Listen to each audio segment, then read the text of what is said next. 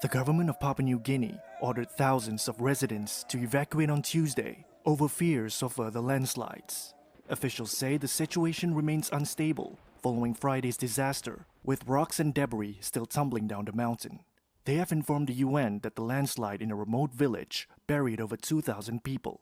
Relief teams have been slowly reaching the remote northern Angkor region since Friday, but finding more survivors looks increasingly unlikely. Heavy equipment and aid have been delayed due to the remote location, difficult terrain, and tribal unrest, which has forced the military to escort relief convoys. The Angkor Province Disaster Committee says a state of emergency has been declared in the area, affecting thousands. Military personnel are manning checkpoints and assisting in relocating residents to evacuation centers.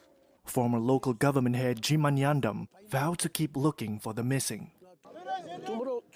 Tomorrow morning and every day we will get strength from the food we're given, and we will continue to dig. We don't know where the bodies are buried, but we will not give up. We will keep going. The large volume of soil and boulders are making it too difficult for us, so we are using manual labour with spades and iron rods to dig. If we are lucky, we will find the bodies. Otherwise, they are buried forever. The UN has put the possible death toll at 670, far lower than local estimates. But the varying figures stems from challenges in accurately assessing the population. The last reliable census was in 2000, and the 2022 voter roll doesn't include those under 18. Airfares in Europe and Asia are starting to plateau or fall as a prolonged post-COVID travel boom is waning. It's a setback for airlines struggling with higher costs and limited aircraft availability. A global imbalance between supply of flights and pent-up demand as air travel opened up after the pandemic drove up ticket prices. But industry experts and insiders said the travel at all costs trend is balancing out, with some customers becoming more sensitive to pricing as they grapple with inflation driving up living costs. Fares were flat across the European bloc in the first months of this year compared with 2023, data from travel research group Ford Keys shows.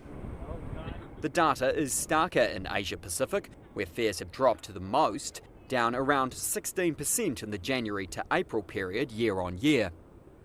With Asia slower to lift restrictions and ramp up overseas flights, travel to markets like Europe, America and Australia from countries like China has not recovered.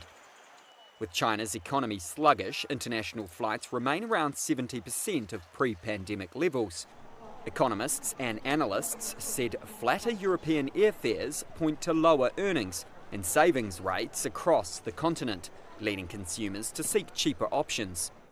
But a strong US labour market has seen consumer spending hold up, with demand particularly strong for premium travel.